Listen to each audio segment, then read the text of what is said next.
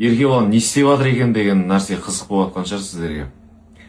Мен қазір жаңағы жекпе-жектен де маңызды жекпе-жек басталайын деп жатыр менде қазір. Бізде сағат 4:08-де біз аэропортқа барамыз. И 4 сағат мен қазір өз-өзіңмен жекпе-жек жасаймын. Ол қашан басталады? Осындай жеңіліс тапқан кезде, неважно, бой болсын, басқа любой адамда, бизнеста болсын, өмірде болсын, бір жеңіліс табасын. И сен жалғыз өзің қаласың да, келесің жалғыз өзің. И сол кезде сенде өз-өзіңмен жекпе-жек басталады. Вот сол жекпе-жекте ұтылмау керек, өз-өзіңе ұтылмау керек.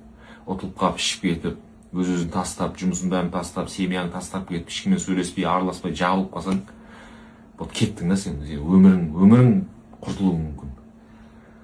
А жаңағы жекпе-жекте, жеңілдім, біреу жеңеді, біреу жеңіледі. 50/50 всегда ондай вероятность болады. Ол жарайды, а мына жерде сен жеңілуге не имеешь права, да, өмірде. Сен өз-өзіңе ұтылып қалсаң, болды, кеттің да. Соны айтқым келіп тұр. Қазір не істеп жатыр екен Еркебұлан? Мен өз-өзіммен жекпе-жек менде басталды қазір. Мен оны жеңіп шығуым керек. Мен сынбауым керек, ары қарай қозғалуым керек. Ада комменттарды оқып отырмын, пожеланияларды, бәрін оқып отырмын. Достар, рахмет.